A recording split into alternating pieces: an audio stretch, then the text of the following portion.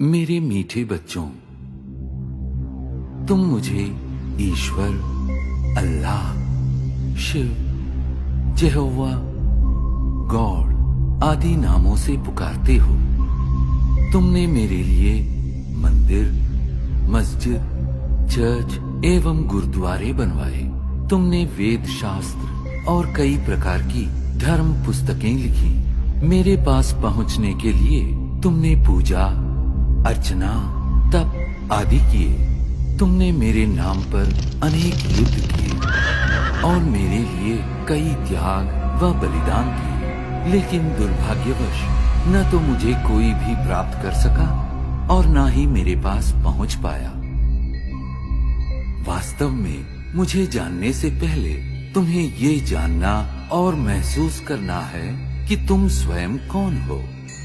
तुमने अज्ञानतावश स्वयं को भौतिक शरीर मान लिया है, इसलिए तुम जाति, धर्म, रंग, भाषा व राष्ट्रीयता के नाम पर भेदभाव करते हो। स्थूल नेत्रों से दिखाई देने वाला तुम ये नश्वर शरीर नहीं हो। तुम तो अविनाशी आत्मा हो, जो भ्रिकुटी के मध्य में स्थित होकर इस शरीर को नियंत्रित करती हो। अतः स्वयं को शरीर द्वारा कर्म करने वाली आत्मा अनुभव करो।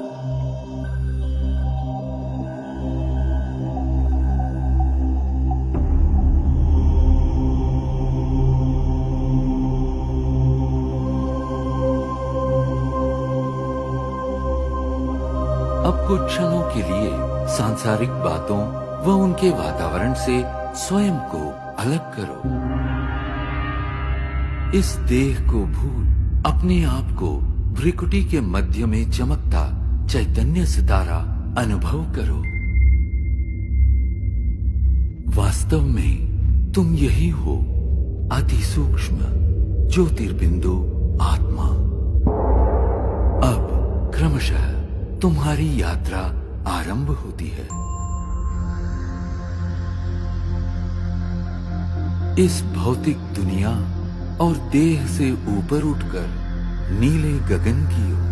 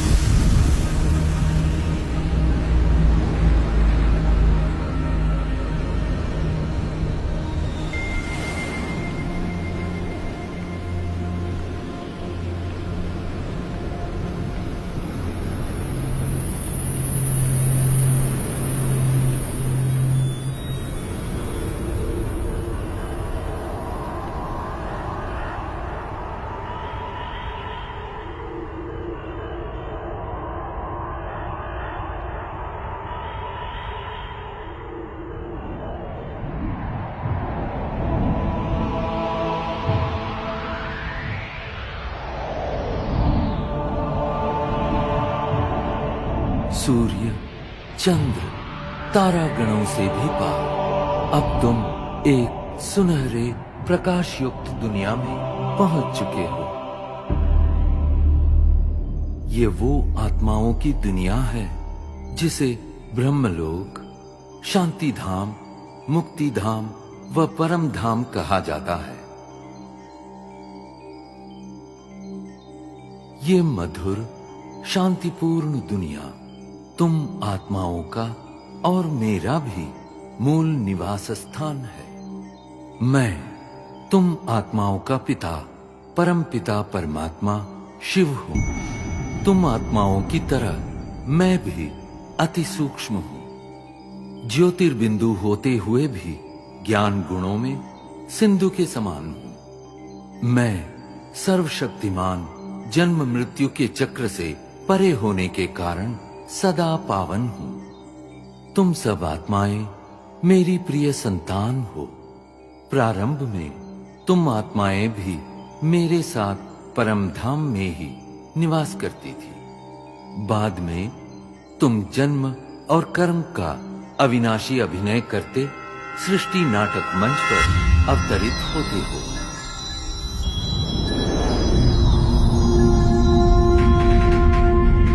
ये अनादि अविनाशी नाटक सतयुग, त्रेता युग, द्वापर युग और कलियुग 4 युगों में विभक्त है। प्रत्येक युग की अवधि समान रूप से 1250 वर्ष है और इस कारण पूरे कल्प की आयु 5000 वर्ष है। हर 5000 वर्ष में इस सृष्टि चक्र की हूबहू पुनरावृत्ति होती रहती है। कल्प के आरंभिक काल में सभी प्राणी और प्रकृति के 5 तत्व पावन थे। उस समय संसार सुख, शांति और आनंद से परिपूर्ण था।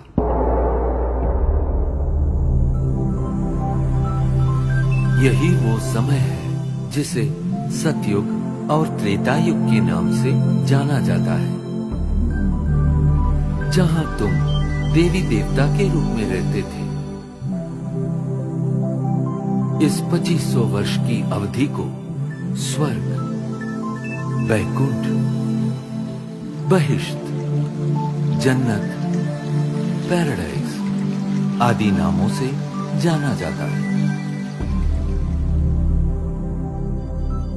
सतयुग अर्थात स्वर्ण युग में श्री लक्ष्मी और श्री नारायण का अटल अखंड राज्य था। तत्पश्चात त्रेता युग अर्थात रजत युग में श्री सीता एवं श्री राम ने राज्य किया।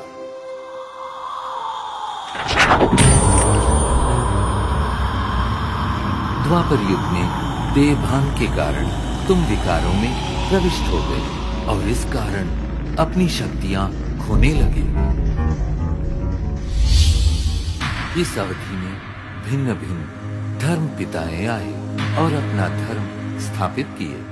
प्रारंभ में इन धर्मों की स्थापना सारी मानव जाति को एक सूत्र में बांधने और उनका सही मार्ग प्रदर्शन करने के लिए हुई थी। अब इस कलियुग अर्थात कलह युग में मानव मन में विद्यमान 5 विकार चरम सीमा पर है, जिनके कारण 5 तत्व प्रदूषित हो गए और तुम शांति एवं खुशियों से वंचित हो गए। परिणामतः दुख, अशांति के दलदल से मुक्ति पाने के लिए तुम मुझे पुकारने लगे। यदा यदा हि धर्मस्य ग्लानिर्भवति भारत अभ्युत्थानमधर्मस्य तदात्मानं सृजाम्यहम् परित्राणाय साधूनां विनाशाय च दुष्कृताम् धर्म संस्थापनार्थाय संभवामि युगे युगे। जब जब धर्म की ग्लानि होती है एवं अधर्म व पाप में वृद्धि होती है, तब तब सत धर्म की स्थापना और श्रेष्ठ विश्व नव निर्माण हेतु मैं धरती पर अवतरित होता।